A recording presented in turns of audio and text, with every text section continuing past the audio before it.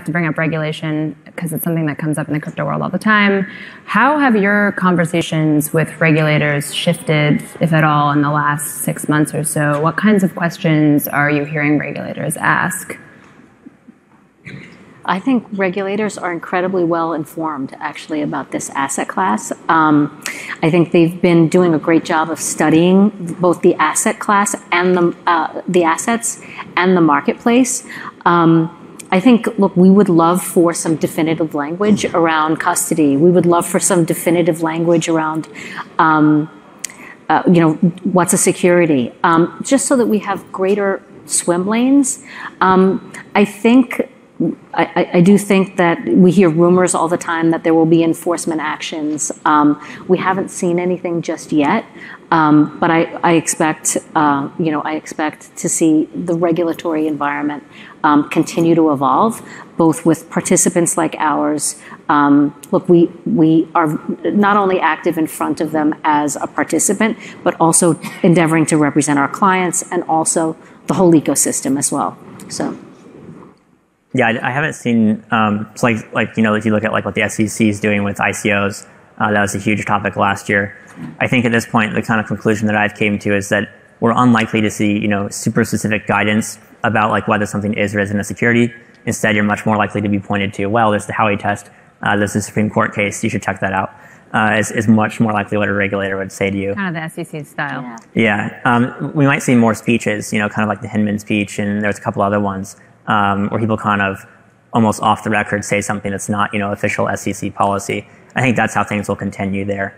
Mm-hmm. One of the things that I've seen is depending on the audience in public speeches, there is a little bit of a shift. If someone's addressing an equity crowd, they'll kind of dial back the positive Bitcoin or crypto talk. If they're in a more general audience, then you might see more positive. So they're kind of shifting the tone based on the audience as well. I guess I just listening to Christian and Carlo say do no harm. Think about this like the early days of the internet. I think we're hearing more of that because our regulators are seeing other regulatory regimes which are a little more lenient, and actually there are some funds in Europe that don't want Americans in their funds because of the regulatory uncertainties, and so I think they've become a little more sensitized to that.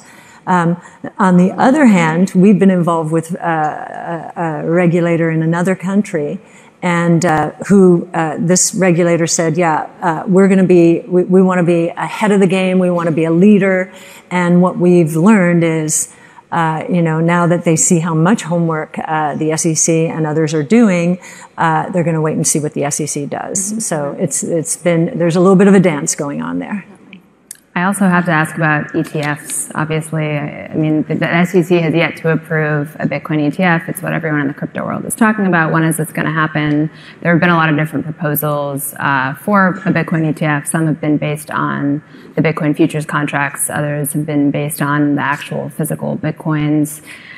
What do you think is the best format for a crypto ETF to sort of make its debut in? And what do you think is the most likely format that regulators would approve? They've set a bar, and the bar is pretty high. Being the surveillance and the market manipulation, we're talking about a decentralized ecosystem.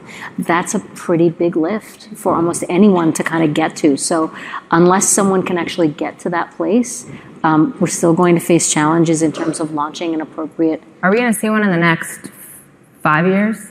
Oh, 5 years probably. Anything can happen, right?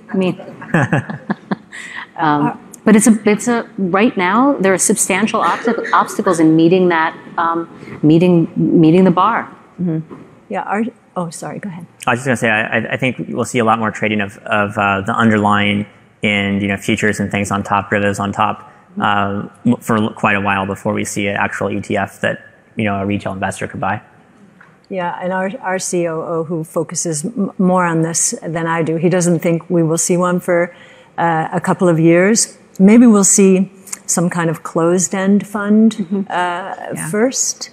And it may not be in this country. So, but all of these are going to be good tests of the plumbing, and that's important. I think everyone's feeling their way in.